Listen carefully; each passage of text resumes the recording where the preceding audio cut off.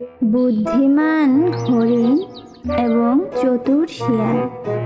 একটা বিশাল ঘন জঙ্গল ছিল, নাম সবুজ ছায়াবন। সেখানে বড় বড় গাছ, নদী আর নানা ধরনের পশু পাখি মিলেমিশে শান্তিতে থাকতো।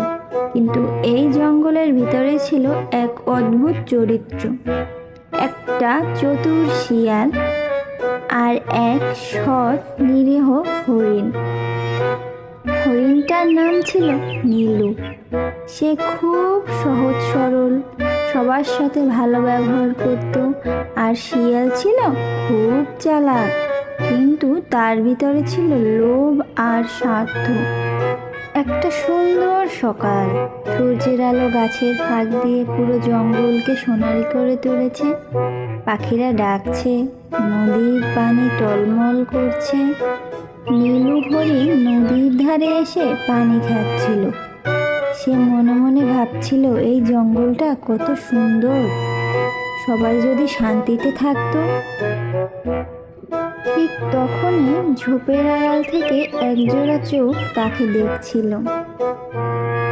ওই চোখ ছিল শিয়ালের।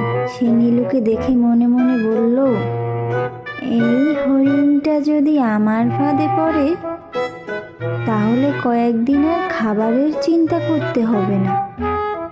সে মিষ্টি মুখে হাসি নিয়ে বেরিয়ে এলো।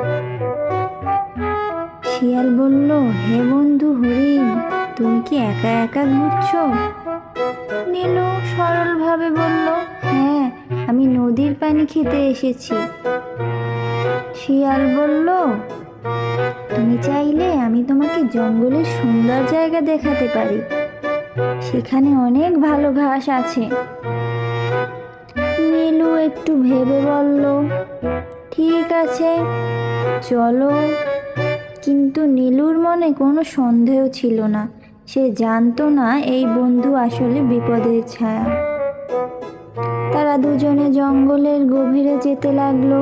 চারপাশে ঘন গাছ, আলো কমে আসছে। নীলু বলল, আমরা কোথায় যাচ্ছি? জায়গাটা অচেনা লাগছে।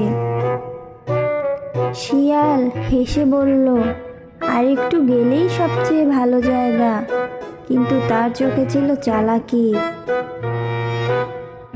হঠাৎ নীলু থেমে গেল। সে চারপাশে ভালো করে দেখলো। এখানে কোনো পরিচিত গাছ নেই, কোনো পশু পাখির শব্দ নেই। নীলু বুঝে গেল সে ফাঁদে পড়েছে।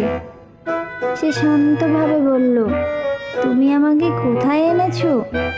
শিয়াল এবার তার আসল রূপ দেখালো। সে বলল, তোমাকে সহজে ছাড়বো না। নীলু ভয় পেল না। সে মাথা ঠান্ডা রাখলো। হঠাৎ দূর থেকে বাঘের গর্জন শোনা গেল। শিয়াল ভয় পেয়ে গেল, কারণ সে জানতো বাঘ খুব বিপজ্জনক। নীলু সুযোগ বুঝে ঝোপের দিকে দ্রুত লাফ দিল। বাঘ শব্দ শুনে সোজা শিয়ালের দিকে এগিয়ে এলো। শিয়াল ভয় পেল খুব।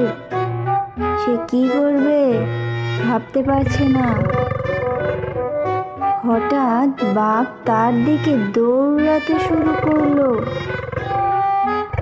চিৎকার করতে করতে শিয়াল বলল, আমি কিছু করিনি, এবং সে দৌড়াতে লাগলো। বাঘ তাকে তাড়া করলো, বাঘ তাকে ছাড়লো না। নীলু দূর থেকে নিরাপদ জায়গায় দাঁড়িয়ে সব দেখলো। বাঘ শিয়ালকে ক্ষতবিক্ষত করলো, সেটাও নীলু দূরে দাঁড়িয়ে দেখলো।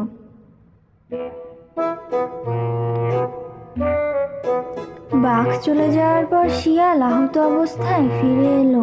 তার চোখে এবার ভয় আর অনুশোচনা। সে বলল, আমি ভুল করেছি, লোভ আর প্রতারণা আমাকে বিপদে ফেলেছে।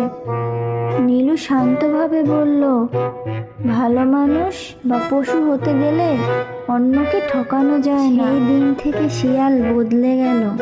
সে আর কাউকে ঠকাতো না। নীলু তাকে দ্বিতীয় সুযোগ দিল। জঙ্গলে আবার শান্তি ফিরে এলো। পাখিরা গান গাইছে, নদী বয়ে চলছে, আর দুই ভিন্ন স্বভাবের প্রাণীও এখন একে অপরকে সম্মান করতে শিখে গেছে।